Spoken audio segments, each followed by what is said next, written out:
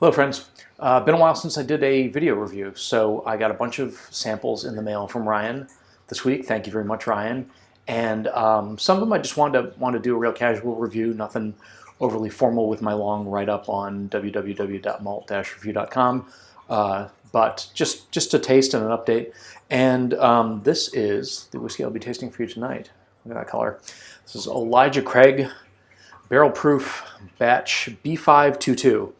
So you can see behind me there's that big rack of Elijah Craig Barrel Proof. So they come out with 3 batches of this a year, and I've tasted a bunch of them in the past. Some I liked more than others. B521 was one that kind of fell off for me a little bit, but then they got it back with A122. So just going to see if they can keep the positive momentum going. And people will frequently reach out and ask, have you tried this batch? What do you think of this batch? And that's not just Elijah Craig, I mean Booker's or anything that comes out in batches. And it's one of those things where if you just tried to stay on top of the new batch of every whiskey, you might not ever drink anything else. So it's nice to check in occasionally. So that's what I'm going to do here. And just tell you a little bit about what I think about it. So it's interesting. This one up front, it's really dark. It's got like a tar almost to it, really like a bitumen that really, or like volcanic rock. If you think about like that black, like the way that lava smells.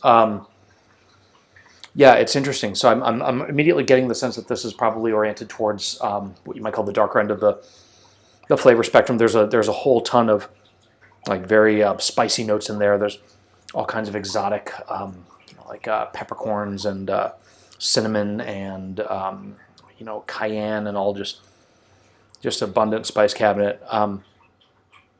But one of the notes I get a lot in Elijah Craig Barrel Proof that I do like, and there's a little bit of it in here hiding behind all that tar and that spice. It's kind of like a really chocolatey, like a roasty mocha note, or like a chocolate fudge, like a really gooey kind of chocolate. There's not as much fruit in this one, and fruit is something I generally tend to enjoy in bourbon, and I'm not getting a ton on the nose. Maybe we'll see on the palate, but you're definitely picking up that alcoholic heat. I've got the sample bottle here, and a 60.5% ABV. So that's interesting. This is only 121 proof, so it's not as high as some of the past. Back in years ago, they used to go up in the 70s, and even in recent years, more often you see them in the kind of the mid to high 60s. So this is on the low end. I'm trying to recall if I've had one that was that low. I mean, obviously, again, 60% ABV. This is still excuse me. Haven't even tasted it yet, and I'm already coughing. This is towards the high end of bourbon whiskey that you'll find on the shelf, and it's great. I love, as you guys know, I love high proof whiskey. You can always proof it down with water, but you can't proof it up if you get a lower strength bottle. So I'm always happy to have it straight from the barrel. Okay, so without further ado, I'm going to get in and taste it, and again, just being anchored on some of those spicier notes and the darker types of aromas. See if that carries through on the flavor. So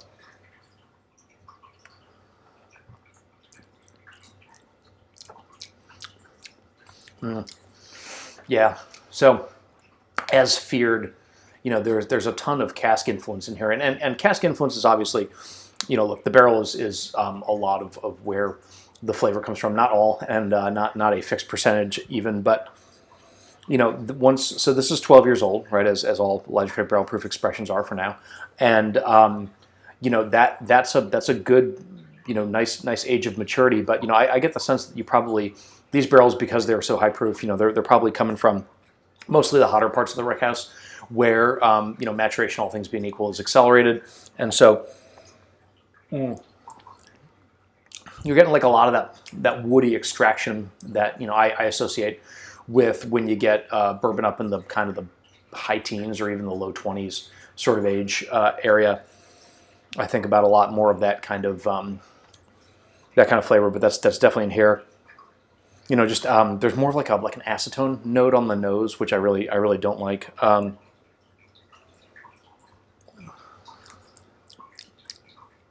It starts very kind of tart, almost sour. And then it develops like a little bit of a flavor of potpourri. There's not really much in the way of fruit here. Maybe some citrus fruits if I really stretch. But then,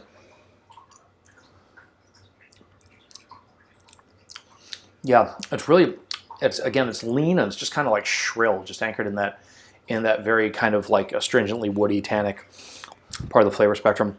Yeah, This is not one of the best Elijah Craig barrel proof batches that I've tasted. And in fact, I think I might go as far as to say this is perhaps one of the worst. It really, if you like that really woody extraction that you get in some of the older, like, some of the Knob Creek expressions from Jim Beam are recent ones where, there's been a lot of that note.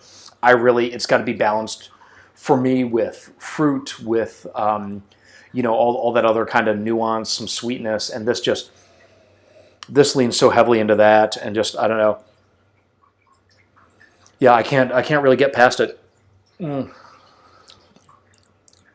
though I like high proof, older age bourbon, a little bit of that wood goes a long way for me. And this is unfortunately tipped too far over. It feels for being as high proof as it is, and the age, it feels kind of weirdly thin to me on the palate. Like the texture is like it's missing. You don't really have that middle part of the register as much. Again, just the plumpness and the richness and the fruit that you get in some of the other batches of Elijah Craig barrel proof, just not there. So, assuming that this was, I don't know, $70 or $80, whatever these go for now, I would steer clear of this batch. I don't know what it is with the B batches. They always seem to miss the mark for me. At least the last two have, this one and B521, like I told you about. So, they can't all be winners.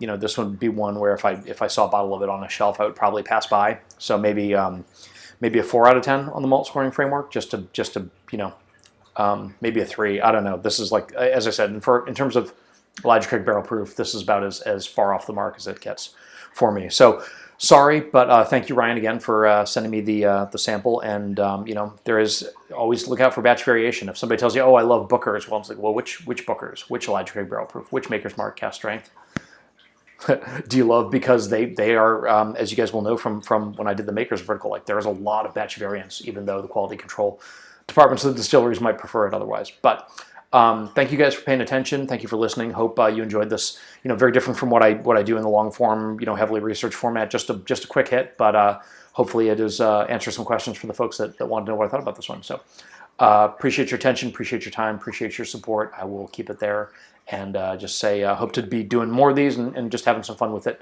going forward. So until next time, I will see you around. Cheers.